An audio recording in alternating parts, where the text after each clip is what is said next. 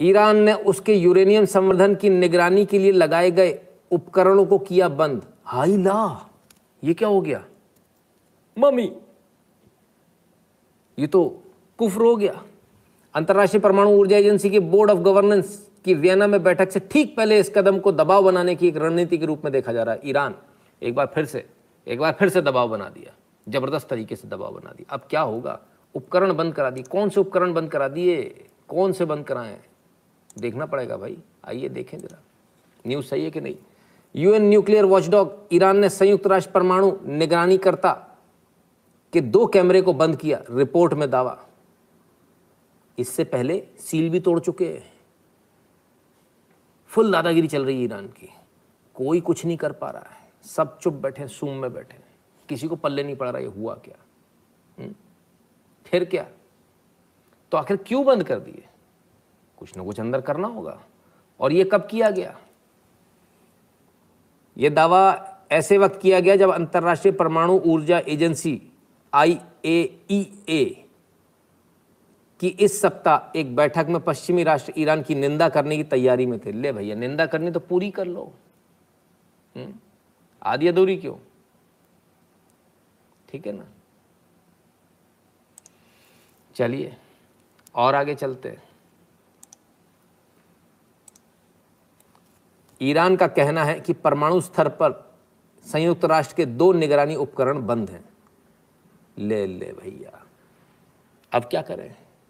नहीं, ऐसे वाले कैमरे थोड़ी जैसे आप सोच रहे हो, तो दिखाया जा रहा है, रिप्रेजेंटेशन इमेज है, असलियत में ऐसी थोड़ी है, असलियत में कुछ और है।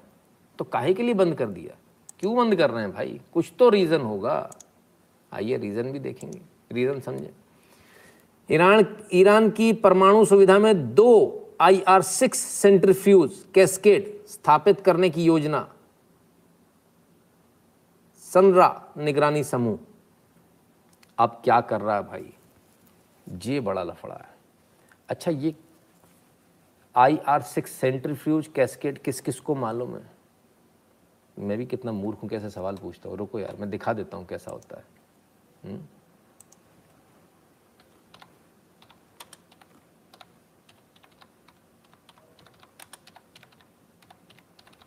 ये कार्ट्रिज की तरह से होता है, राइट। और ये कैसा होता है, आओ देखें। आओ बच्चों तुम्हें दिखाएं झांकी हिंदुस्तान की, नहीं हिंदुस्तान की नहीं तो उसकी है। ये सेंट्रीफ्यूज कैस्केड होते हैं। IR-6 दिखा रहा हूँ, है ना, 30 मैक कैस्केड ऑफ IR-6। ये IR-6 वही जो आपको बताया ना, उसी का है कैस्केड। ये एक तरह की कार्ट्रिज होती है, ठीक है ना। और ये बहुत हाईली सिक्योर्ड एनवायरनमेंट में होती है। ये ऐसा नहीं जो आप देख रहे हो कि ऐसे खुले में रखी, ना ना ना ना, इधर तक तो पहुंचना, फोटो लेना असंभव होता है, तो बहुत कुछ लोग लेते हैं। अब इसमें तमाम तरह से इसको कूलिंग जो है ना, इसकी तमाम तरह से की जाती है। इसकी कूलिंग जो होती है पर्टिकुलर इस वाले की, ये पानी से की जाती है, वाटर से, और बड़ा ज़बरदस्त कूलिंग होती है, ठीक है। और ये जो कार्ट्रिजेज होती है, ये यूरेनियम एनरिचमेंट के काम आती है, ठीक है। उस पर आगे बात करेंगे, पहले ज़रा पूरी खबर देख लें। तो ये कास्केड आपने देखी, और अब आगे की बात किधर चला गया, निगरानी उपकरण। अरे भाई, तो ये जो 2 सेंट्रीफ्यूज कास्केड और इंस्टॉल कर रहा है धीरे से, किसी को बता नहीं रहा है, क्योंकि बताएगा तो परमिशन लेनी पड़ेगी, परमिशन मिलेगी नहीं, तो धीरे से कर रहा है। ईरान की परमाणु सुविधा में 2 IR-6 सेंट्रीफ्यूज कास्केड स्थापित करने की योजना, तो चुपचाप से 2 और बढ़ा रहा है। तो 2 और बढ़ाएगा तो क्या होगा, ऐसे समझो, पहले मैं समझाऊं क्या बला है।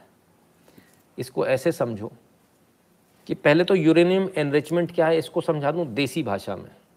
यूरेनियम एनरिचमेंट को ऐसे समझ लो, आपने सोचा कि रशिया से तेल आता है, आपने सुना ईरान से तेल आता है, तो तेल कैसा आता, कभी देखा है, कभी नहीं देखा होगा। तेल को क्या अपन सीधे गाड़ी में डाल के चला लेंगे, कभी नहीं चला पाओगे। तेल काले कलर का चिपचिपा पदार्थ होता है जो हाथों में लग जाता है, बिल्कुल काला गाढ़ा, है ना, बहुत गंदा टाइप का होता है, उसमें से एक गंदी सी स्मेल भी आ रही होती है ना। ऐसा होता है तेल, वो होता है क्रूड। तो इसको हम बोलते हैं ना तेल आ रहा है, वो तेल नहीं होता है, और बेसिकली क्रूड होता है जो अंदर से निकाला हुआ मलबा टाइप का होता है। जैसे आप कभी गटर में से कीचड़ निकलता देखा है, उसका वैसा वैसा ऐसा समझ लीजिए, ठीक है। अब इसके बाद इस क्रूड को जब लाया जाता तो ये वहाँ से कंटेनर्स में आता है, फिर हमारे यहाँ जो रेलवे की रैक होती है उसमें ट्रांसफ़र होता है। इसके लिए अलग होते हैं बिल्कुल जो ये होते हैं टैंक्स, है ना। फिर उनको निकाल के रिफाइनरी में लाया जाता है। रिफाइनरी में क्रूड की रैक अलग होती है और पेट्रोलियम की रैक्स अलग अलग होती हैं जो रिफाइन। अब रिफाइनरी क्या करती है, ये ठीक है, इसको इस तरह से समझ लीजिए जैसे कि आपने तेल आपका ख़राब हो जाता तो अपन फिल्टर करते हैं ना, आपकी गाड़ी में से ख़राब तेल निकलता है, नया तेल डालते हो आप, है ना। तो जो ख़राब तेल को भी दोबारा फिल्टर करते हैं, फिर उसको दोबारा नया सा बना लेते हैं। बनता नहीं है, सिर्फ दिखने में बनता है, प्रॉपर्टीज़ उसकी ख़त्म हो चुकी होती है। तो उस जो तेल को रिफ़ाइन करते हो ना आप, ऐसे ही यूरेनियम को रिफ़ाइन करते हो, ऐसे समझ लो। इसको बोलते हैं यूरेनियम एनरिचमेंट। अगर आप वो काले वाले को जलाओगे तो कैसे जलेगा, ना के बराबर जलेगा। लेकिन रिफ़ाइन होने के बाद जब उसमें से पेट्रोल निकलता तो कैसे जलता, आपने चिंगारी लगाई, भक, बस ये है एनरिचमेंट। कि अगर आप सीधे सीधे अगर आप रख दोगे ना यूरेनियम को, कुछ नहीं होने वाला उसमें, आप आग लगाते रहना बैठ के, कुछ नहीं होगा। लेकिन एनरिचमेंट होने के बाद में फिर करता हो धमाका, फिर आता हो अपनी पावर में, ठीक है, क्लियर है। तो ये है एनरिचमेंट का प्रोसेस, यानी कि उसके रिफाइनरी का प्रोसेस आप ऐसे समझ लें, मोटा मोटा। सबको समझ में आ रहा है, ऐसी भाषा में समझा रहा हूँ, बिल्कुल क्लियर कर। टेक्निकल टर्म्स में जाऊँगा तो बाउंस हो जाएगी, क्या फ़ायदा है। कुछ लोगों को समझ में आएगा, 2-4 लोगों को जो इंजीनियर हैं, बाकी लोगों के सिर के ऊपर से निकल जाएगी। हमको तो गोलगप्पे वाले भैया को भी समझाना है, चाय वाले भैया को भी समझाना है ना, क्लियर है। तो सबको समझ में आना चाहिए, ठीक है। चलिए, तो 2 सेंट्रीफ्यूज और लगा रहा है। अब 2 सेंट्रीफ्यूज और लगा रहा है। 2 सेंट्रीफ्यूज से क्या करेगा, क्या हो जाएगा 2 सेंट्रीफ्यूज से। पहले एक रिफाइनरी थी तो आप एक लिमिटेड तेल निकाल पा रहे थे, आपने बढ़ा ली तो और ज़्यादा लगा पाओगे। तो ये जो 2 सेंट्रीफ्यूज और लगाई है, ये बेसिकली क्या है, ये रिफाइनरी के अंदर जो फिल्टर होते हैं ना, इनमें 2 फिल्टर और लगा लिया, आप ऐसा समझ लो। तो ये यूरेनियम जो एनरिचमेंट है वो 5% की जगह और ज़्यादा हो जाएगा। तो जिसको आप बोलते हो सिविल यूज़, तो वो सिविल यूज़ से बढ़कर वो कहाँ पहुँच जाएगा, न्यूक्लियर बॉम्ब के यूज़ में पहुँच जाएगा। तो ये जो 2 सेंट्रीफ्यूज जो लगा रहा है, अब इससे हड़कंप मचने वाला है ना। MA just decline Iran's claim of NSA Ajit Doval. अरे सर आ रहा हूँ, खूब परेशान हो रहे हो, आ रहा हूँ, आपकी बात पे भी आ रहा हूँ, ठीक है। तो 2 सेंट्रीफ्यूज लगा रहा है। अब 2 सेंट्रीफ्यूज लगाएगा तो अब तो उसके पास ऐसा यूरेनियम आ जाएगा जिससे बम बन जाएगा। अच्छा जरा आप ये समझिए, ये लोग जो आपको पूरा देते हैं, समय ज़्यादा लग जाएगा, जल्दी जल्दी समझाता हूँ। जरा आप समझिए, जो आपको जो टेक्नोलॉजी दी जाती है, जो पावर प्लांट में टेक्नोलॉजी दी जाती है, वो सिविल न्यूक्लियर के लिए दी जाती है। उससे आप बम नहीं बना सकते हो, उससे अगर रेडिएशन लीक हो गई तो लोग मर जाएंगे, लेकिन बम नहीं बनेगा, है ना। बॉम्ब ग्रेड का नहीं बनता है। ठीक वैसा ही है जैसा काले क्रूड में आप माचिस लगाते रहोगे तो जलेगा क्या, लेकिन पेट्रोल में जलाओगे तो जल जाएगा। तो पेट्रोल नहीं देते हो, काला क्रूड देते हो, और थोड़ा बहुत उसको कर देते हैं, है ना। उसमें कितने सारे अलग अलग वेरिएंट्स निकलते हैं, मिट्टी का तेल भी निकलता है, डीजल भी निकलता है, पेट्रोल भी निकलता है। इसी प्रकार से यूरेनियम एनरिचमेंट का प्रोग्राम रहता है। तो जब इतना एनरिच करके नहीं देते वो आपको, इतनी टेक्नोलॉजी किसी को नहीं देते, लेकिन टेक्नोलॉजी तो मिल ही जाती कहीं ना कहीं से, है ना। फिर क्या होगा, तब ये होगा कि अब उसके पास जो न्यूक्लियर वो आ जाएगा, जो यूरेनियम जो आ जाएगा वो इतना एनरिच्ड होगा जिसे वो बॉम्ब में इस्तेमाल कर पाएगा, यानी अब बम बना लेगा। तो किसने कहा था ये टेक्नोलॉजी उसको देने को, ईरान का पूरा हिसाब किताब समझा दूं आप लोगों को, इससे पहले कि आप लोग सोचे कि ईरान क्या कर रहा है, बॉम्ब बना रहा है नहीं बना रहा है। एक लाइन में जरा ईरान को समझ लीजिए, थोड़ा समय लगेगा आपको इसको समझने में, ठीक है ना।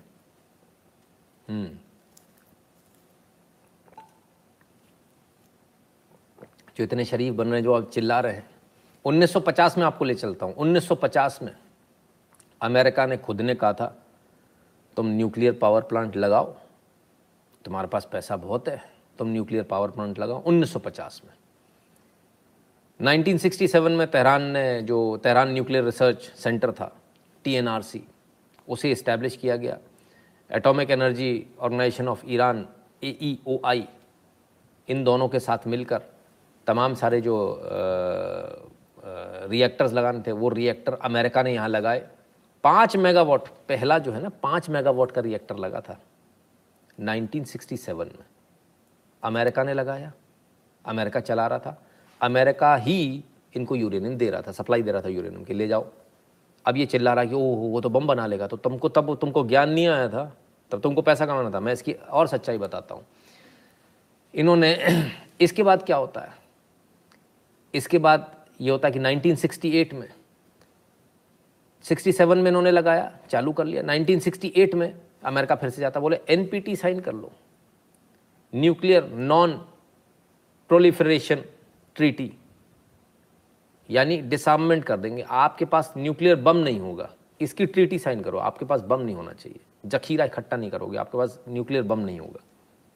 कर दी उसने साइन। 1968 में इसको फिर रेटिफाई किया गया, और अब जैसे ही इसको रेटिफाई किया गया 1968 में, तो फिर क्या हुआ, तब ये IAEA के वेरिफिकेशन के अंडर में आ गए। अब IAEA क्या है, इंटरनेशनल एटॉमिक एनर्जी एजेंसी है ना। तो ये क्या करते हैं, ये आपका ऑडिट करते हैं, कहाँ कहाँ कितना यूरेनियम है आपके पास, उसका क्या क्या इस्तेमाल कर रहे हो, ठीक है। तो सब ये IAEA के अंडर में आ गए। इसके बाद 1970 में जो वहाँ के जो उस समय के जो राजा थे, शाह ने जो है 23 न्यूक्लियर पावर प्लांट बनाने का सपना देखा। क्यों देखा, उसको समझ में आ रहा था आने वाले समय में ये तेल वेल सब खत्म हो जाएगा तो जाओगे कहाँ, तो न्यूक्लियर पावर से चलाएंगे हम, और तेल बहुत इंपॉर्टेंट है, लिमिटेड है, ये उसको समझ में आ गया था। तो 23 पावर प्लांट उसने बनाने की सोची, 23,000 मेगावाट जनरेट करेंगे, यानी लगभग 1000 मेगावाट का एक पावर प्लांट होगा, और ये सन 2000 तक करना था। इसके बाद जो है मार्च 1974 में तब उनको ये समझ में आया, तब उन्होंने डिक्लेयर किया कि भाई पेट्रोलियम जो है बड़ा कीमती पदार्थ है, इसको ऐसे बर्बाद नहीं करेंगे हम लोग, और इसलिए हम न्यूक्लियर पावर पर जाएंगे। अच्छी बात है। जैसे ही उसने ये बोला, US और यूरोप की कई सारी कंपनियां, जैसे कहते हैं ना आपाधापी मच गई साहब ईरान में बिजनेस लेने की, कि हम लगाएंगे प्लांट, हम लगाएंगे, आपाधापी मच गई। बुशहर में पहला प्लांट लगा, जिसने शिराज करके जो एक शहर है उसको पावर सप्लाई दी, पूरी पावर सप्लाई इस बुशहर वाले प्लांट से जाती थी। चलो अब आप देखिएगा, 1950 में अमेरिका बोलता है कि तुम प्लांट लगाओ, 1967 में अमेरिका लगा कर देता है, 1968 में NPT साइन करा लेता है, और 1968 में जब इसके बाद में 68-69 में जैसे ही बाकी सारे लोग जाते हैं कि हमको भी यहाँ न्यूक्लियर पावर प्लांट लगाना, हमको भी बिजनेस चाहिए ईरान से, तब CIA की रिपोर्ट आ जाती है 1974 में, खटैक, क्या बोले, नहीं ये तो गड़बड़ है, जो NPT जो साइन करी है ये इसको नहीं मानेगा। क्यों नहीं मानेगा, बोले कि भाई अगर ये 80 तक जिंदा रहा, 74 में रिपोर्ट आ रही है कि अगर 80 तक शाह जिंदा रहा तो भारत अपना न्यूक्लियर बॉम्ब बना लिया है। 74 में उसको मालूम था कि हम न्यूक्लियर बॉम्ब बना लिए, तो भारत अपना न्यूक्लियर बॉम्ब बना लिया तो ईरान भी पीछे नहीं रहेगा, वो किसी भी कीमत पर न्यूक्लियर बॉम्ब बनाएगा। तो इसलिए ऐसे में ईरान पर रोक लगाई जानी चाहिए। 1974 में, अभी 67 में प्लांट बनाया, 74 में ज्ञान आ गया, जैसे ही दूसरे लोग गए। धंधे की बात है ना, समझो बात को, अमेरिका बहुत स्मार्ट है। तो जैसी धंधे की बात आई तो उन्होंने खट से लाकर CIA की एक रिपोर्ट रख दी, हंगामा मच गया साहब। इसके बाद 1975 में, 74 में इसकी रिपोर्ट आती है, 75 में जर्मनी की एक कंसोर्टियम AEG और सीमेंस का नाम तो आपने सुना ही होगा, सीमेंस ने मिलकर जो है ईरान में एक और रिएक्टर लगाने की बात करी। 4 बिलियन से 6 बिलियन डॉलर का ये रिएक्टर था। ठीक है साहब, काम शुरू हुआ। 2 कंस्ट्रक्शन साइट थी, 1196 मेगावाट इसमें से निकलना था। 1981 तक इसको कंप्लीट करना था। 75 में ठेका ले लिया, 1981 में कंप्लीट कर देंगे।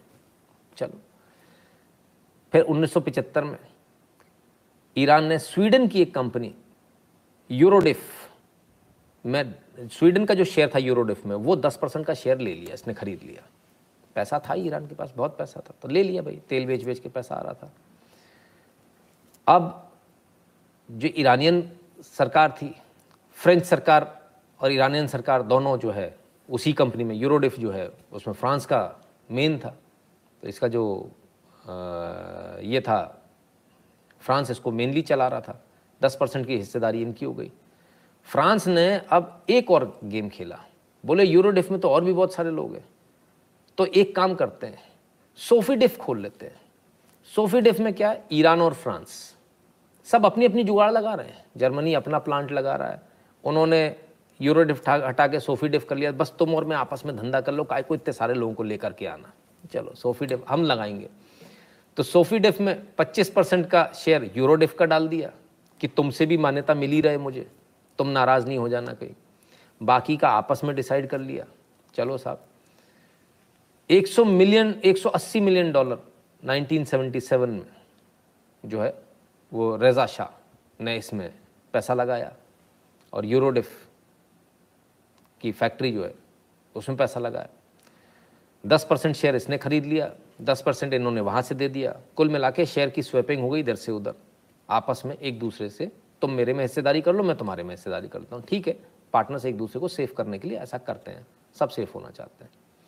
देन व्हाट हैपेंड, 1976 में देखिएगा आप, मज़ेदार बात है, ठीक है ना।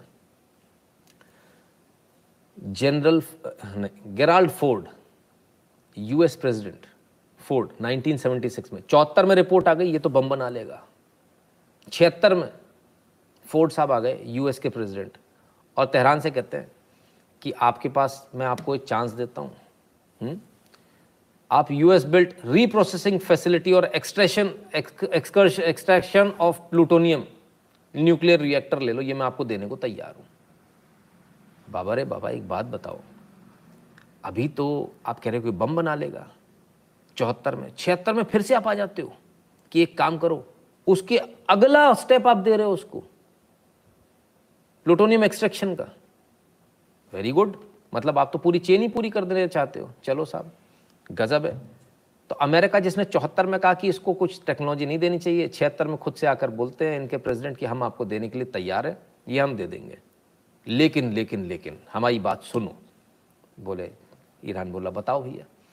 बोले तो इसके बाद में जितना भी तुम्हारा जो बाकी का जो तेल है ना, जो तुम्हारा फालतू बचेगा, ये हमको दे देना।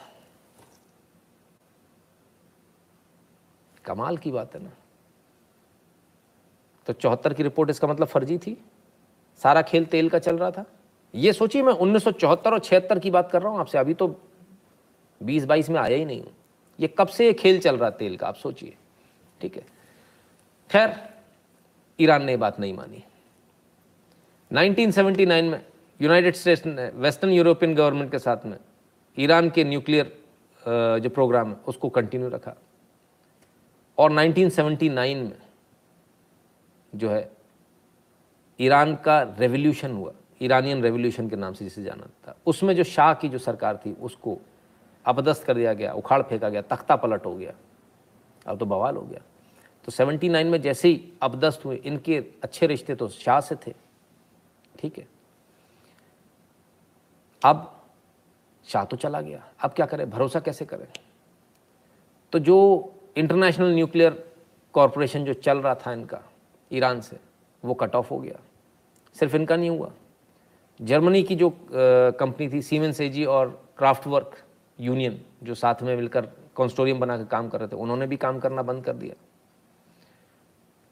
बुशर प्रोजेक्ट 79 में जो बना था, उसका एक रिएक्टर जो है, जिन्होंने 1979 का जो बुशर प्रोजेक्ट बना था वो भी, एक रिएक्टर 50% इसमें बन गया था, 2 रिएक्टर बना रहे थे, एक रिएक्टर 85% बन गया था। जुलाई 1979 में जर्मनी ने पूरी तरह से विड्रॉ कर लिया। ये जर्मनी जो भागा था, जो यूरोपियन कंपनीज जो भागी थी, हमको तुम्हारे यहाँ धंधा करना है, जैसे इनको लगा ना अब तो गड़बड़ होने लगी, तो इन्होंने पूरी तरह से विड्रॉ कर लिया। सोचिए, 50% और 85% काम होने के बाद में वापस निकल आए, बोले हमें नहीं करना काम, पैसा लेके बैठ गए। 1979 में यूनाइटेड स्टेट्स ने जो है हाईली एनरिच, अच्छा जो इन्होंने जो रिएक्टर लगाया था ना बुशर में, वह हाईली रिच्ड यूरेनियम के लिए था, है ना, हाईली एनरिच्ड यूरेनियम के लिए, HEU। तो हाईली एनरिच्ड यूरेनियम अगर नहीं है तो आप उसको रिएक्टर को नहीं चला पाओगे। तो 1979 में जब ये सारा गड़बड़ हुआ तो अमेरिका ने बोला यार हम हाईली एनरिच्ड यूरेनियम तो नहीं दे पाएंगे आपको। अब क्या हुआ, तो ये जो बुशर का जो एक प्लांट था ये भी बंद हो गया, ठीक है, सिर्फ इतना नहीं हुआ, यूरोडिफ जो कंपनी थी जिसमें इन्होंने पार्टिसिपेशन लिया था, जिसके ज़रिए इनको लग रहा था कि हम बना लेंगे कुछ, उसने जो यूरेनियम एनरिचमेंट का जो प्लांट लगाना था और जो एनरिच करके जो दे रहा था ईरान को, उसने भी रोक दी सप्लाई। बोले हम भी तुमको एनरिच्ड यूरेनियम नहीं देंगे। अब गया ईरान फंस। 1981 में जाकर ना 79 की कहानी, 2 साल बाद ईरान को समझ में आया बॉस अगर हमको आगे बढ़ना है तो हम इन विदेशियों पे तो भरोसा नहीं कर सकते, और ख़ासकर इन यूरोपियंस पे तो बिल्कुल भरोसा नहीं कर सकते। ये बात उसको ज्ञान आया। तो बोले अब हम क्या करें? तो बोले अब हम अपना खुद का प्लान अपना खुद का चलाएंगे। फिर क्या हुआ? तब इन्होंने फ्रांस को और अर्जेंटीना को 1980 में इन्होंने कांटेक्ट किया और 1990 में इनके एग्रीमेंट साइन हुए। रशिया ने जॉइंट रिसर्च ऑर्गेनाइजेशन बनाया इनके साथ, जो ईरान को तमाम सारी सहूलियतें देगा, न्यूक्लियर एक्सपर्ट देगा, टेक्निकल इन्फॉर्मेशन देगा। अर्जेंटीना ने भी किया था इसके साथ में। फिर अर्जेंटीना का क्या हुआ? 1983 में IAEA के ऑफिशियल ईरान जाते हैं, ठीक है, ईरान को मदद करते हैं। ईरान कहता भाई हमारे को न्यूक्लियर रिएक्टर बनाने, तो IAEA का काम है, वो करेगा। तो वो जाते हैं उनको बताने के लिए। अमेरिका इनको रोक देता है, प्रेशर बना देता है, बोले नहीं ईरान को नहीं देना कोई भी। भाई आप नहीं आया, आप काम नहीं कर रहे, कोई बात नहीं, दूसरे को तो करने दो। बोले नहीं, कोई दूसरा भी नहीं करेगा। तो अमेरिका ने इनको भी रोक दिया। ईरान ने इसके बाद मरता क्या ना करता, इसने चाइना के पास गया। चाइना बोला ओके, चाइना तो मौके में बैठा था, उसको तो धंधा चाहिए। चाइना बोला डन, मैं तुम्हारे लगा दूंगा, मैं कर दूंगा। खुश। तो 4-6 महीने 9 महीने बढ़िया तरह से चाइना ने भी पैसा ऐसा लिया ईरान से। अमेरिका ने चाइना पे भी प्रेशर बना दिया। ईयर एंड होते होते चाइना ने भी पूरे हाथ खींच लिए, बोले दादा मैं तो नहीं कर पाऊंगा, मेरे से नहीं हो पाएगा, वो मेरे को आता नहीं है काम। प्रेशर अमेरिका का था। तो कुल मिला के अमेरिका ईरान के पीछे पड़ा हुआ था। 19 कब से? 79 से, देखा जाए तो 1950 से। खैर, अब अप्रैल 1984 में वेस्ट जर्मनी एक इंटेलिजेंस रिपोर्ट देती है, और वो रिपोर्ट ये देती है कि ईरान 2 साल के अंदर न्यूक्लियर बॉम्ब बना लेगा। अब देखिए, आप कमाल देखिए क्या हुआ मैटर।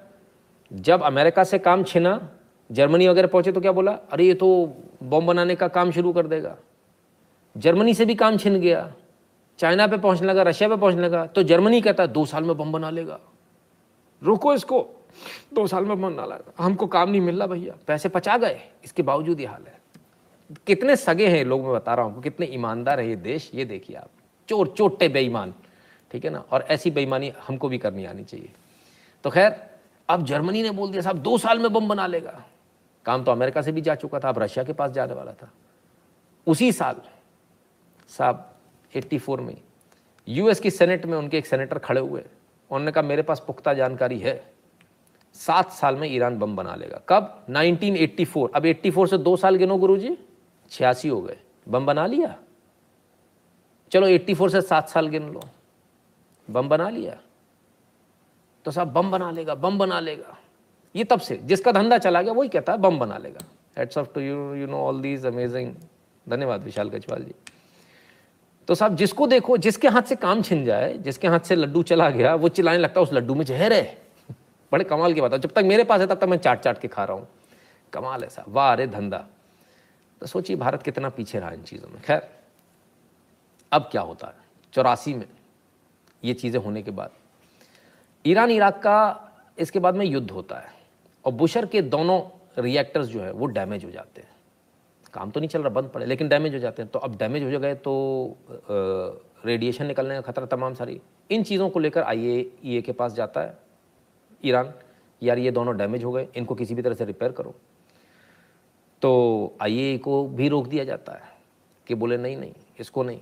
अब सबसे मज़े की बात ये है, ज़रा देखिएगा कौन कौन आ गया इस पिक्चर में, याद है? जर्मनी आ गया, फ्रांस आ गया, सब फ्रांस भी पैसा लेके चला गया, बोले हम नहीं बना रहे। और आपको जानकर हैरानी होगी, इराक ने जिस मिसाइल से उसको मारा, वो मिसाइल इराक के पास थी ही नहीं। वो मिसाइल फ्रांस ने दी थी इसको कि इसके दोनों बुशर वाले रिएक्टर को उड़ा दो। ठीक है, ना रहे बांस ना बजे बांसुरी। फिर तुमको दोबारा कभी बनवाना होगा तो मेरे पास आओगे। आप देखो, रिएक्टर्स भी बिक रहे हैं, मिसाइल भी बिक रही है, सब धनाधन बढ़िया तरह से चल रहा है। कितना सुकून का माहौल था, कहाँ ये सब हो गया। हाँ, तो फ्रांस, आपका सगा कोई नहीं, इसको याद रखना। तो फ्रांस ने मिसाइल देकर इराक से उसके रिएक्टर उड़वा दिए। Very good.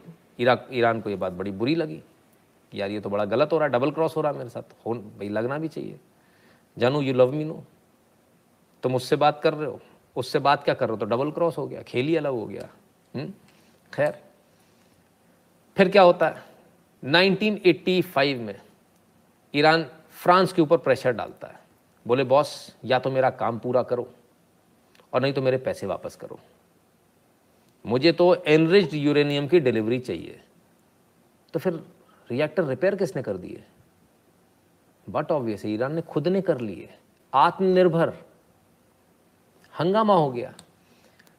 अब बट ऑब्वियस है, फ्रांस ऐसे कैसे दे देगा?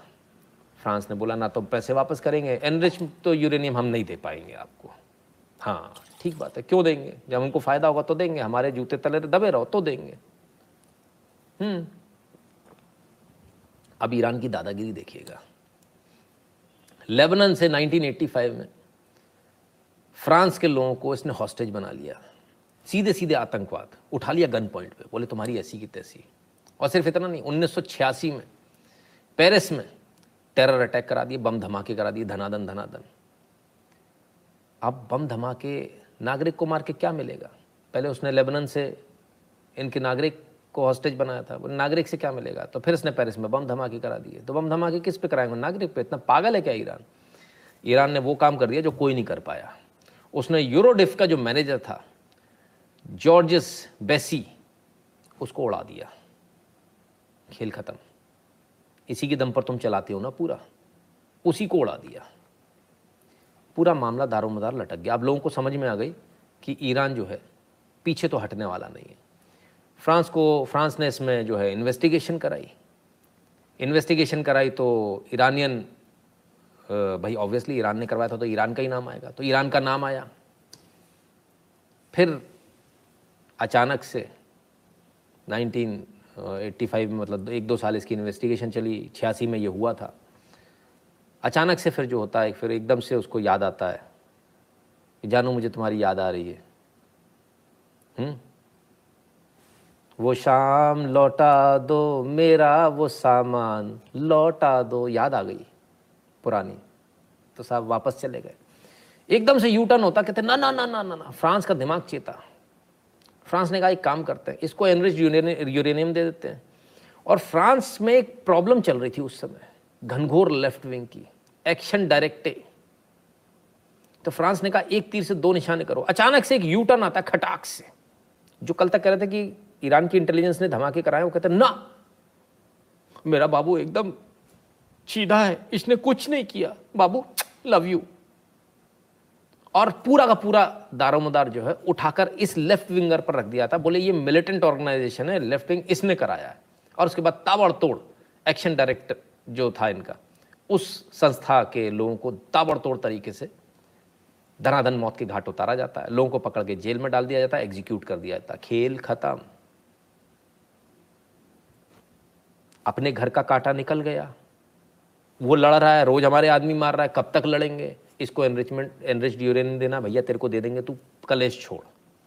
बहरहाल तो भैया फिर 6 मई 1988 को फ्रेंच प्रीमियर जैकस चिराग ने एक एकॉर्ड साइन किया ईरान के साथ में, जिसमें फ्रांस ने एक्सेप्ट किया कि हम ईरान को जो है उसका शेयर होल्ड वापस देंगे यूरोडिफ में, और एनरिच्ड यूरेनियम उसको देंगे विदाउट रिस्ट्रिक्शंस।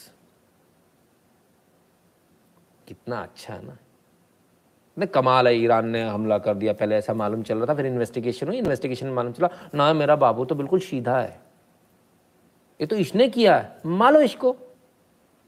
अपने यहाँ से भी आतंकवाद साफ कर लिया, अपने यहाँ भी जो लेफ्ट घनघोर लेफ्ट विंग थी, पूरा लेफ्ट विंग उसको खत्म कर दिया फ्रांस ने। इसको बोलते हैं पॉलिटिक्स। और ईरान के साथ में विदाउट रिस्ट्रिक्शन वाली कंडीशन पर, सोचिए ईरान कितना ताकतवर है, इतना सा देश फ्रांस को गवर्न कर गया। और फ्रांस ने एग्रीमेंट साइन कर दिया, साहब विदाउट रिस्ट्रिक्शन हम आपको एनरिच्ड यूरेनियम देंगे, यानी नो कंडीशंस अटैच्ड। ठीक है, ईरान बल्ले बल्ले कर गया। तो किस किसने बढ़ाया ईरान को, जो आज रो रहे हैं? अभी और आते आगे, अभी खत्म नहीं हुआ, यहां से तो अभी शुरू हुआ है। अभी देखिए, अब क्योंकि ईरान का गाड़ी चल पड़ी तो चलती गाड़ी में सब चढ़ना चाहते हैं। 1987-88 में जो है, जो अर्जेंटीना जो बोला हम तो नहीं कर पाएंगे, मेरे को काम नहीं आता, वो यूएस वाला मना कर रहा, मेरे को काम नहीं आता बाबूजी, देखो मैं खोलूंगा नल तो टूट जाए, मेरी गारंटी नहीं है। वो बोला मेरे को तो, मैं सबसे अच्छा प्लम्बर हूं, तो मेरे से काम कराओ। 1987-88 में अर्जेंटीना नेशनल एटॉमिक कमीशन ने रिएक्टर को हाईली एनरिच, जो इसके जो रिएक्टर है उनको कन्वर्ट करने के लिए इनसे एग्रीमेंट कर लिया।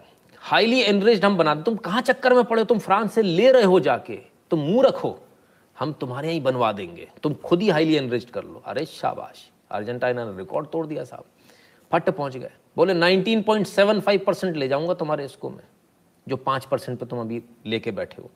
ईरान की आंखें चमक गई, ईरान बोला सही है यार तो। बोले चलो डन, एग्रीमेंट साइन हो गया। सबको धंधा चाहिए, चलो साहब, लो एनरिच से हाई एनरिचमेंट पे आ गया ईरान का प्रोग्राम। लेट 80s और अर्ली 90s में, यानी 87 से लेके 93 तक जो है, यूएस ने अर्जेंटीना के ऊपर प्रेशर बनाना शुरू कर दिया। बोले गुरु तुम ये गलत कर रहे हो, तुमको ये इससे वापस लेना पड़ेगा। अब अर्जेंटीना क्या करता? बोले मेरा नुकसान होगा। बोले यूएस बोले कोई बात नहीं, हम भरपाई कर देंगे, तुम टेंशन मत लो। तो चलो भाई, अर्जेंटीना पीछे हो गया। बोले भैया मेरे को फिर से, मेरे को काम नहीं आता, बड़ी आफत है, अभी हाँ अभी ना, अभी हाँ अभी ना, चलो टर्मिनेट कर दिया। ईरान ने फिर नेगोशिएशन किया 1992 और 94 में अर्जेंटीना से कि भाई हम एग्रीमेंट को रीस्टैब्लिश कर लेते हैं। 3 एग्रीमेंट थे इनके 87 से 88 के बीच में, ठीक है, लेकिन वो नहीं माना। फिर क्या हुआ? फिर वही जो हर बार होता है, अटैक हो गए। 1992 में इजरायली एम्बेसी पे अटैक हो गया, ब्यूनस आयर्स में। इजरायली एम्बेसी पे कहाँ अटैक हुआ? अर्जेंटीना, ब्यूनस आयर्स, ठीक है। फिर हुआ AMIA बॉम्बिंग हो गई, फिर प्रेशर बना दिया। अब अर्जेंटीना को मानना तो पड़ेगा। 1993 में जब फ्रांस ने घुटने टेक दिए, तो 1993 में अर्जेंटीना ने भी घुटने टेक दिए। बोले यार ठीक है, चल तू डिलीवरी ले हाईली एनरिच्ड यूरेनियम की। सोचिए आप, एक देश, आप कहते हो ना क्या होता है, आतंकवाद करके एक देश पूरी दुनिया को बंधक बना के बैठा हुआ, और कोई ये कह नहीं पा रहा कि आतंकवादी है। सब चुप, हम क्यों कहेंगे, हमारा तो दोस्त है, हमसे लड़ाई होगी तब हम देखेंगे, हमको अभी कोई दिक्कत नहीं है। हमको तो उधारी में उसने $40 बिलियन का बिल छोड़ दिया था, है ना, आराम आराम से पटाया अपन ने, है ना, तो हम क्यों कुछ बोलें। तो साहब ये इनकी हैसियत है। चलिए अब आगे चलते, 93 तक आ गए, फिर चले 1990 में। इसको एक चीज़ समझ में आ गई थी कि ये मामला ऐसे नहीं चलेगा। अमेरिका पे भरोसा किया, अमेरिका ने धोखा दे दिया। इस पे भरोसा किया, फ्रांस पे उसने दे दिया, जर्मनी पे किया उसने दे दिया, अर्जेंटीना पे किया उसने दे दिया। तो यूरोपियंस तो सारे के सारे बदमाश हैं। तो 1990 में इन्होंने रशिया के साथ एग्रीमेंट किया और जॉइंट रिसर्च ऑर्गेनाइजेशन बनाया, और इसका पेरिसोपोलिस इसका नाम रखा। ईरान को जो है रशिया के न्यूक्लियर एक्सपर्ट दिए गए, टेक्निकल इन्फॉर्मेशन दी गई, इंस्टीट्यूशंस में रशियन इंस्टीट्यूशन वहाँ उनकी एंट्री, और इनको वहाँ रशियन इंस्टीट्यूशंस बना के दिए गए। और इसमें रशियन फेडरल स्पेस एजेंसी ने पूरी मदद करी तेहरान की, मिसाइल भी दी, मिसाइल प्रोग्राम में भी मदद करी। तो ये तो बड़ा मुश्किल हो गया। हम तो यूरेनियम ही रोकना चाह रहे थे, रशिया ने 2 कदम आगे जाके मिसाइल भी दे दी। भैया अब उसका दोस्त बन गया ना। फिर क्या हुआ? अब आप क्या सोच रहे हो? ना अभी नहीं, ख़त्म थोड़ी हुआ, अभी तो देखना, रशिया का भी बताएंगे। 1990 में रशिया 1991 में फ्रांस ने जो है $1.6 बिलियन जो है वो रिफंड कर दिए। यूरोडेफ और सोफीडेफ में वो था ही, लेकिन उन्होंने $1.6 बिलियन फ्रांस ने, रशिया ने नहीं, सॉरी, फ्रांस ने $1.6 बिलियन रिफंड कर दिए। बोले भैया मैं तेरे को ना यूरेनियम दे पाऊंगा, कुछ नहीं कर पाऊंगा, तेरी शेयर होल्डर तू जान, तेरा काम जाने, तू अपने $1.6 बिलियन पकड़ा और मुझे माफ़ कर। अब उसको समझ में आ गया, रशिया भी आने लगा इसमें, लफड़ा मामला रायता फैल रहा है। तो उसने धीरे से फ्रांस ने धीरे से अपने पैर पीछे खींचे, बोले कौन लड़ेगा इससे, ठीक है साहब। लेकिन साथ में ये पूछा, इसके बाद में $1.6 बिलियन दे दिए, तो ईरान ने भी उससे जो है यूरेनियम मांगना बंद कर दिया। बोले पैसा तो आ गया, अब किस बात का, अब क्या कोई क्लेम तो बनता नहीं, अब ज़बरदस्ती तो कर नहीं सकते ना, पैसा था तब तक दादागिरी चल रही थी, तो ठीक है बात ख़त्म हो गई। 1992 में ईरान ने IAEA इंस्पेक्टर्स को बुलाया, अपनी साइट दिखाई। डायरेक्टर जनरल उनके जो थे ब्लिक्स, उन्होंने रिपोर्ट करी, हमने सारा कुछ देख लिया, यहाँ पर ऐसा कुछ नहीं, सब पीसफुल चल रहा है, कोई एटॉमिक बॉम्ब वॉम्ब नहीं बना रहा। 1992 में, कहाँ 84 में कब की बात बता रहा था मैं, है? तब वो कह रहे थे बम बना लेगा। तो 1992 में जो है इनको बुलाया, इन्होंने देख लिया, बोले सब कुछ पीसफुल है, कुछ नहीं हो रहा। IAEA ने जो इसकी अनडिक्लेयर्ड जो जगह थी वो भी देख लिया, माइनिंग प्रोजेक्ट भी देख लिए, संगढ़ के, है ना, सघंड के, सॉरी। अब इसके बाद क्या होता है, अब इसके बाद ये होता है कि इसी साल अर्जेंटीना जो है वो कहता है कि हमने जो है हमारी जो ईरान को जो न्यूक्लियर इक्विपमेंट जो जाने थे 1.8 बिलियन के, वो हमने कैंसिल कर दिए। ये भी अमेरिका के प्रेशर में ही हुआ। अब इक्विपमेंट भी कैंसिल कर दिए, अर्जेंटीना भी धीरे से खिसक लिया पीछे, बोले भैया मेरे को लफड़ा नहीं चाहिए। 18 मिलियन डॉलर्स के, तो वो भी इन्होंने कैंसिल कर दिए। ये भी अमेरिका ने कैंसिल कराया। अमेरिका की दादागिरी देखो, अर्जेंटीना नहीं देगा, जर्मनी नहीं देगा, फ्रांस नहीं देगा, मैं दूंगा। लेकिन रशिया को कैसे रोकोगे? ये कोल्ड वॉर इसी बात का है ना, ठीक है। अब आइए आगे। 1995 में रशिया और ईरान एक मिलिट्री एटॉमिक एनर्जी को लेकर एक पैक्ट जो उनका था, उसके अंतर्गत वो काम चालू करते हैं और बुशर का प्लांट जो है उसको कंप्लीट कर देते हैं, जो बंद पड़ा था। बुशर का प्लांट चालू हो गया और 915 मेगावाट की पावर देने लगा। बात सिर्फ इतनी नहीं थी, जो इन्होंने जब कंप्लीट किया तो जो उसके पास नहीं था वो रिएक्टर में इन्होंने इसको तो जो रिएक्टर के पास नहीं था उस रिएक्टर में इन्होंने इसको कन्वर्ट कर दिया। पहले इनके पास नॉर्मल रिएक्टर था, फिर इन्होंने VVER रिएक्टर में इसको कन्वर्ट कर दिया। VVER 1000 प्रेशराइज्ड वाटर रिएक्टर, जो अभी आपको दिखाया था ना वो, है ना, उसमें उसको कन्वर्ट कर दिया। और इसका कंप्लीशन 2009 तक करना था।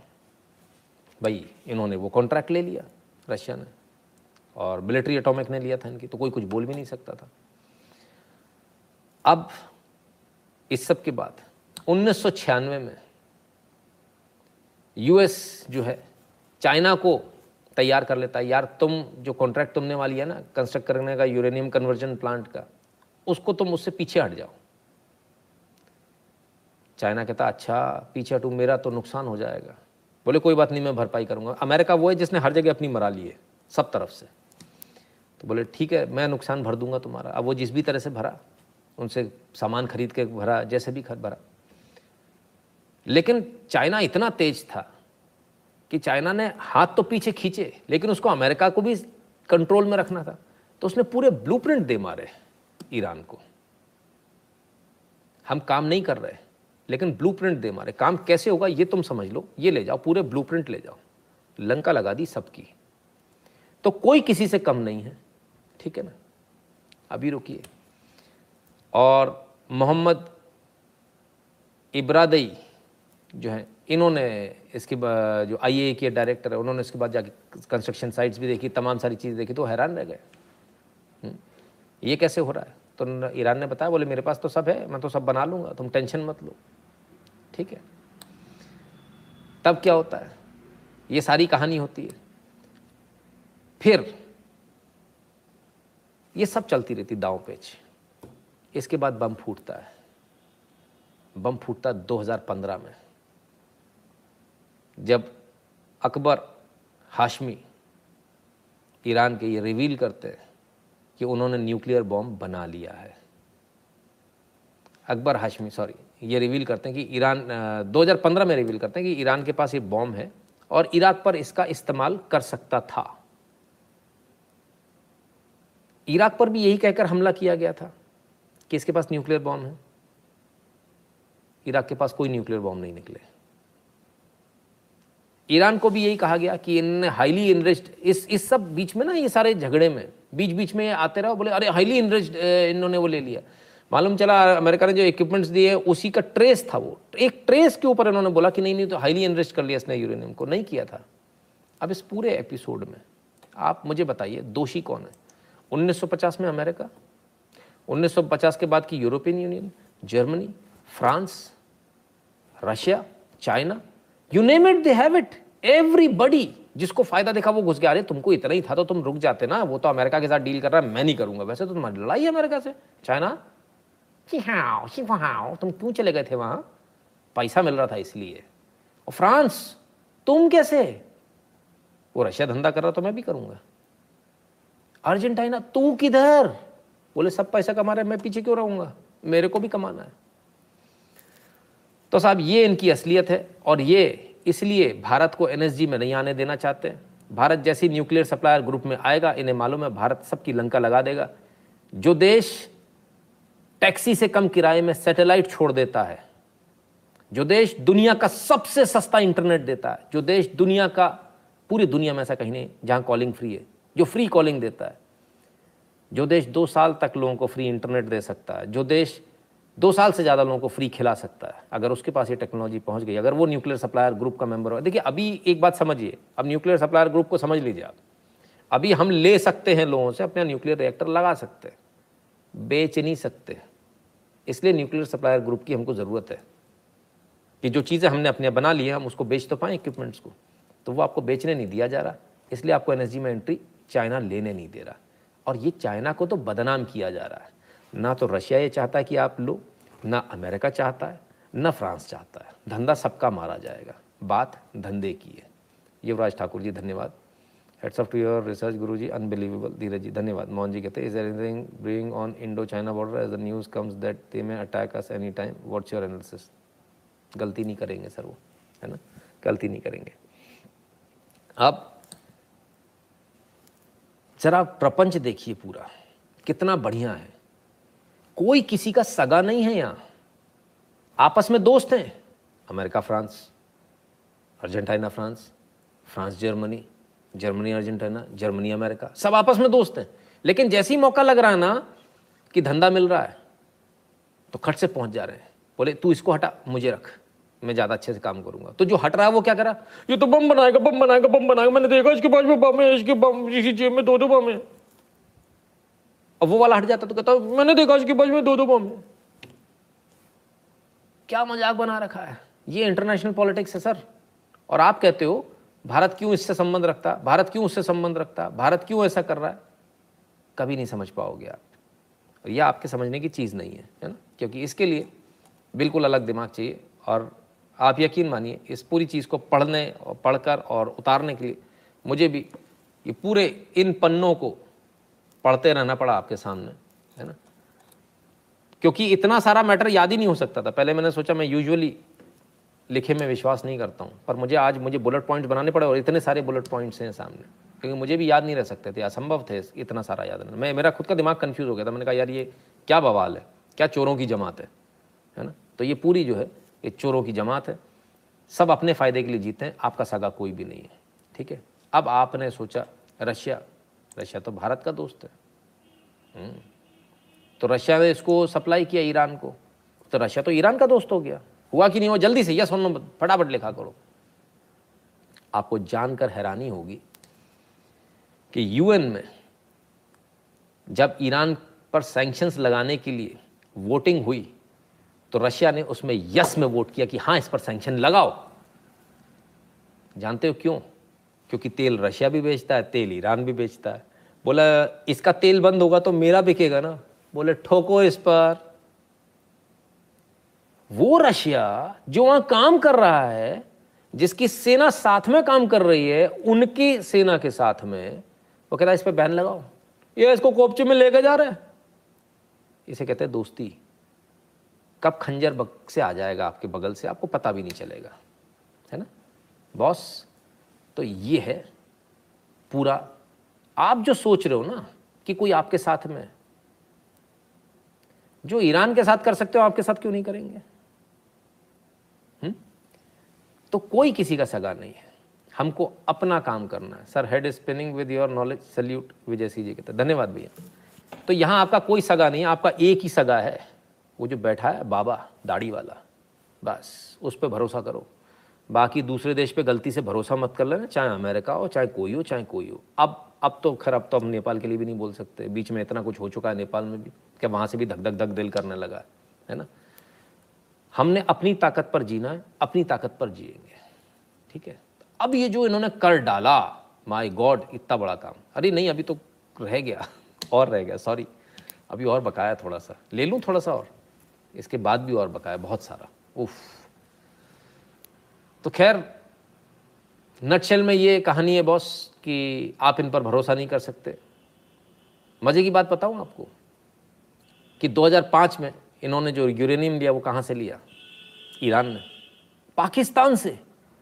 पाकिस्तान ने यूरेनियम दे दिया। पाकिस्तान के पास कहां से आया? या तो चाइना से या अमेरिका से। पाकिस्तान ने बेच मारा, बोले उस पर सैंक्शन लगे रहने दो, कोई बात नहीं। 2005 में उसने बेच मारा। अरे गजब गजब है साहब, ठीक है ना। ऐसे ऐसे कमाल के लोग हैं। और सिर्फ इतना नहीं, जो हाईली एनरिच्ड जो यूरेनियम जिसकी बात हो रही थी कि इसके पास में है, ये बम बना लेगा, मालूम है वो उसके ट्रेसेस कहाँ से मिले थे? जो कंटेनर्स मिले थे वो पाकिस्तानी कंटेनर्स थे, उनमें से वो ट्रेसेस उठाए गए थे। तो आप मज़ा देखिए सर क्या चल रहा है, ठीक है। तो साहब बहुत सारी चीज़ें, पेरिस एग्रीमेंट भी हुआ, ठीक है, तमाम सारी चीज़ें हुई।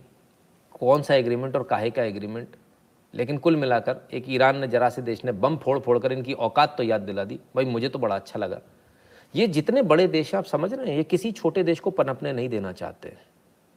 आप मुझे एक बात बताइए, आपने एटम बम बना लिया, हमने कुछ कहा नहीं। फिर अगर कोई दूसरा देश बना रहा तो आप उसके लिए एनपीटी लेकर आ जाते हो। तुम नहीं बनाओगे, क्यों? तुमने बनाया, दूसरा भी बना रहा है, प्रॉब्लम कहाँ है? या तो तुम भी बंद करो कि नहीं ये ठीक नहीं है, इसको बंद करना चाहिए, तो तुम नहीं करोगे। अच्छा हाँ, तुम्हारे पास हजारों की संख्या में 10-10 हज़ार तुम्हारे पास में एटम बम रखे हुए हैं, दूसरा एक भी नहीं रख सकता। बड़े गजब यार। अब ये वीडियो कल टक से उड़ने वाला है ना। The cyber attack on Iran nuclear facilities in 2009 is considered to be most complicated cyber attack ever. Dipen Das ji, तो मोस्ट कॉम्प्लिकेटेड तो एक ही लोग कर पाते हैं। मैंने सुना रशियन हैकर्स बड़े तगड़े हैं इस मामले में। चलिए तो साहब ये पूरी कहानी, और पूरी तो नहीं, खैर आधी अधूरी कहानी, क्योंकि अभी इसके बाद 2006 की और बहुत सारी कहानियां हैं। तो यूएन ने भी इनको बैन किया, फिर हटाया, फिर किया, फिर हटाया, सब चलता रहा। जिसका जब जहाँ मन आया, जिसकी जहाँ जुगाड़ लगी वो हुआ, ठीक है ना।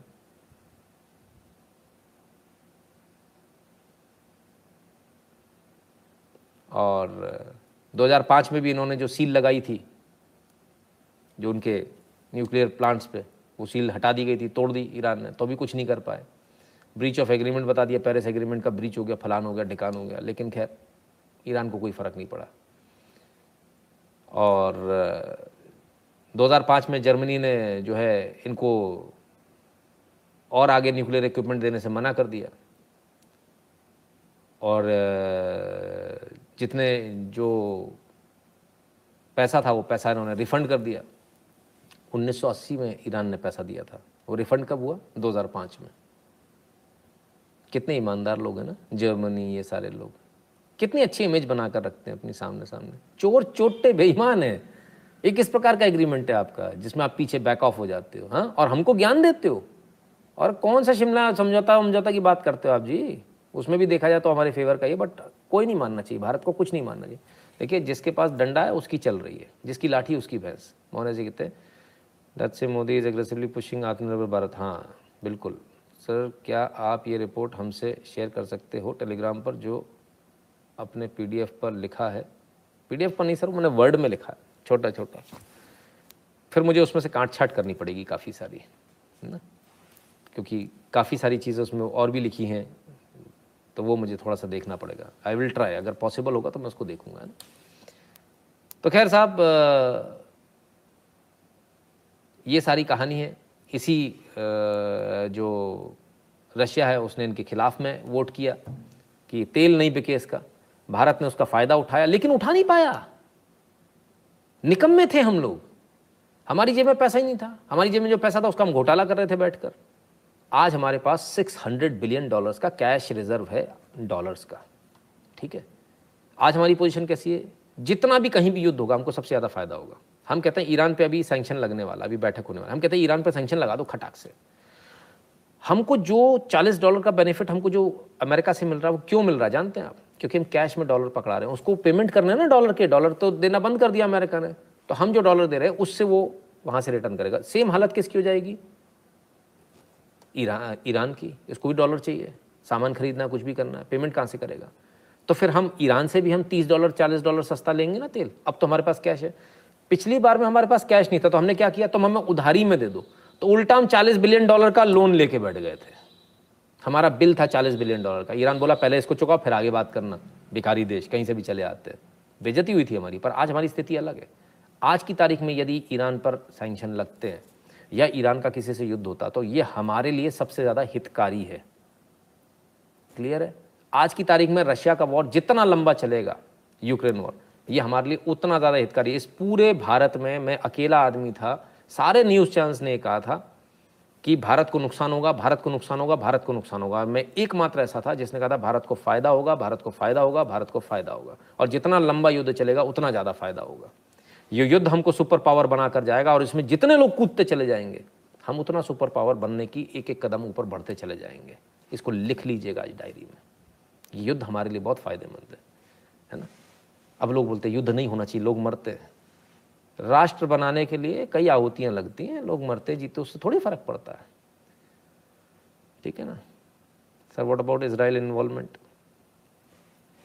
इजराइल का सर इसमें जितना नाम अभी तक आया वो हमने बता दिया कि उनकी एम्बेसी में धमाका कर दिया था इन्होंने, है ना। चलिए अब चलते आगे।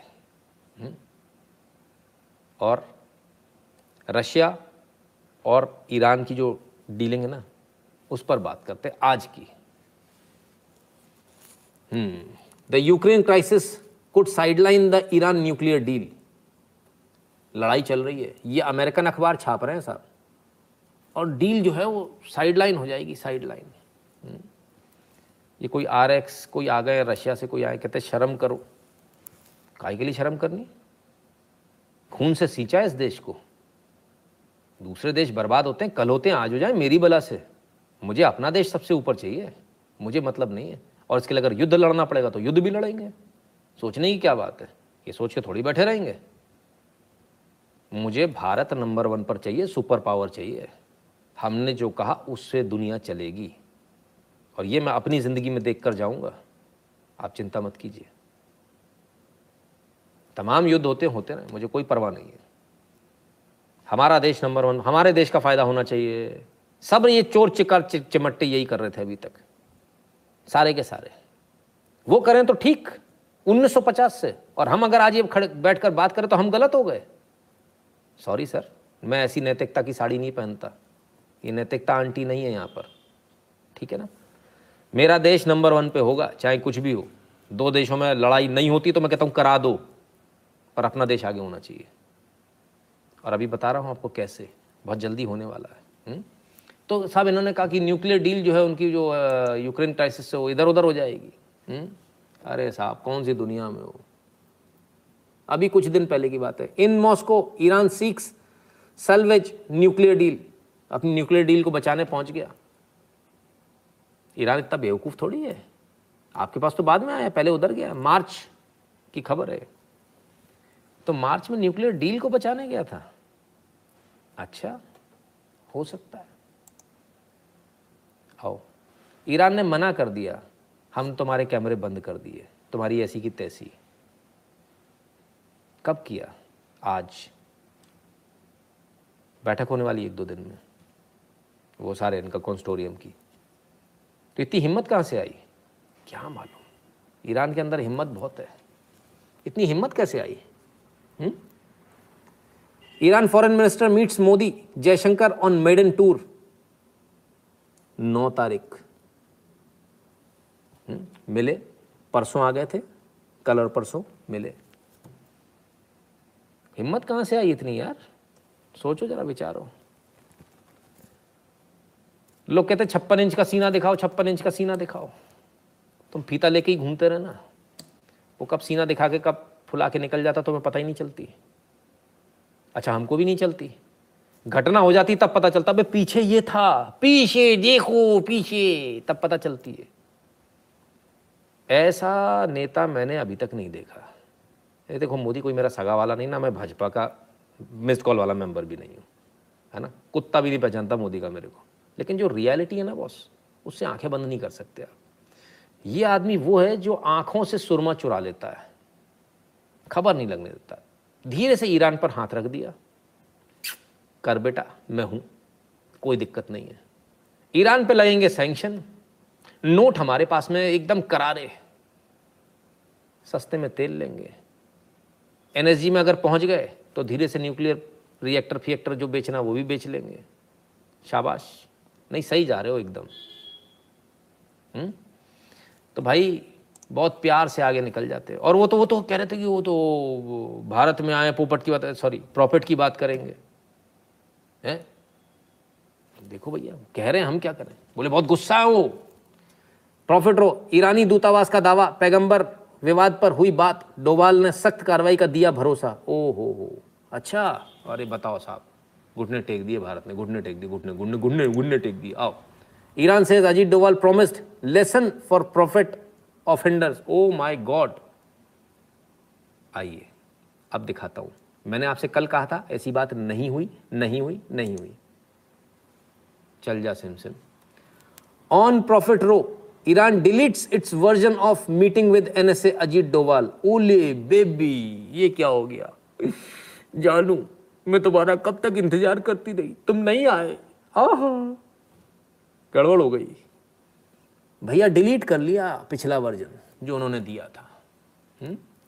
आइए देखें।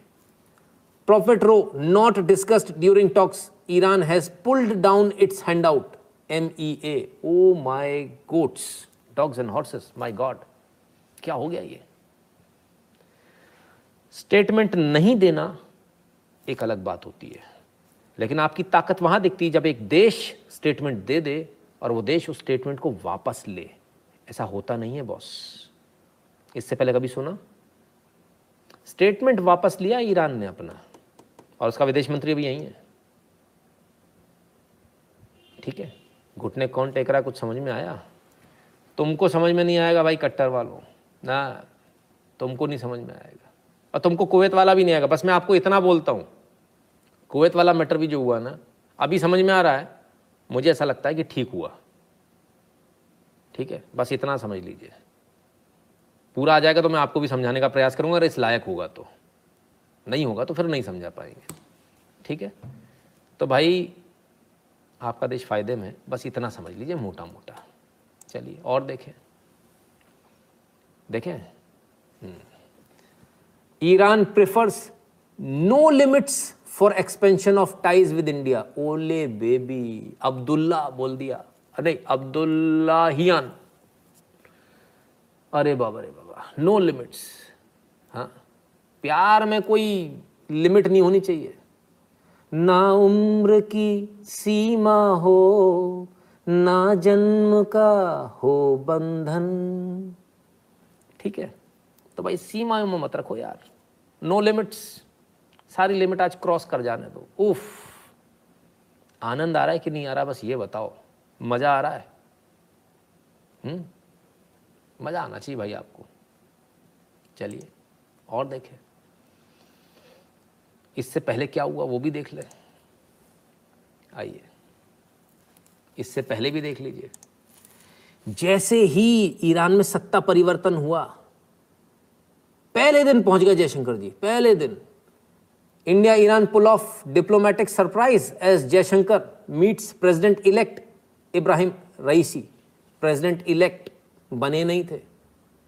7 जुलाई तुरंत पहुंच गए खटाक से, बोले हम तुमसे मिलने आया। और ये बहुत कट्टर वाले हैं भाई साहब, कट्टर मुसलमान है एकदम, कट्टर वाले।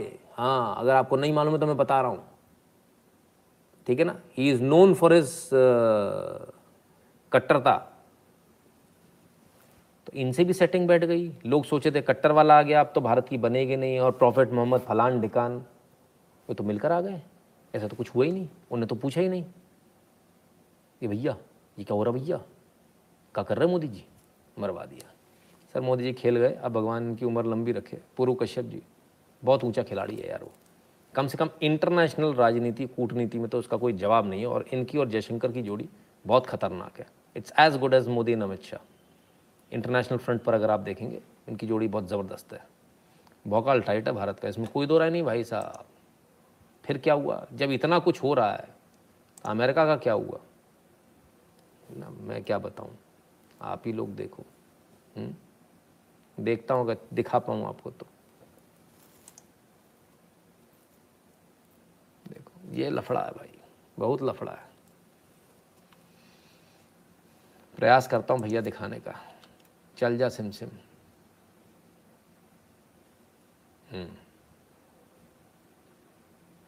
ना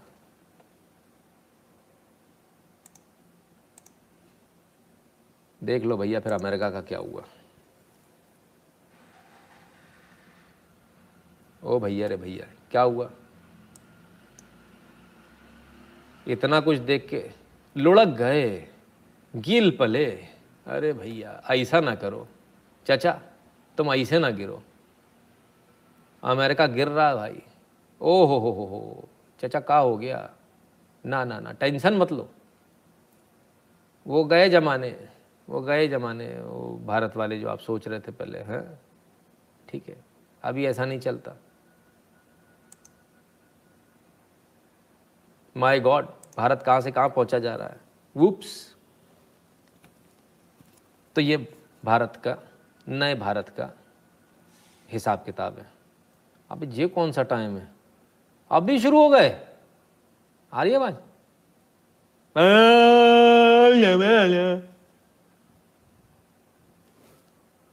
कमाल है यार, थोड़ा तो रुक जाते। चलो, Iran captured Indian ship empty देश शांत इन 2016।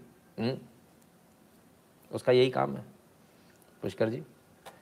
चलिए, हमको अपना फ़ायदा देखना है। मित्रों, हमारा आज का वीडियो आपको कैसा लगा, हमारा आज का लाइव आपको कैसा लगा, कमेंट सेक्शन में जरूर बताइएगा। और 8770720196 पर गूगल पे, पेटीएम, फोन पे के माध्यम से सपोर्ट करना, कंट्रीब्यूट करना, अपनी फीस भरना बिल्कुल मत भूलिएगा। भीम यूपीआई एड्रेस है n.shukla@UPI। जो लोग भारत के बाहर हैं वह patreon.com/नितिन शुक्ला पर और paypal.me/नितिन शुक्ला GWL पर कंट्रीब्यूट कर दें। Like, share, subscribe and click on the bell to receive a notification every time a video is uploaded. If you'd like to contribute to the channel, you can contribute to patreon.com/Sanatani, paypal.me/Sanatani or Sanatani@UPI.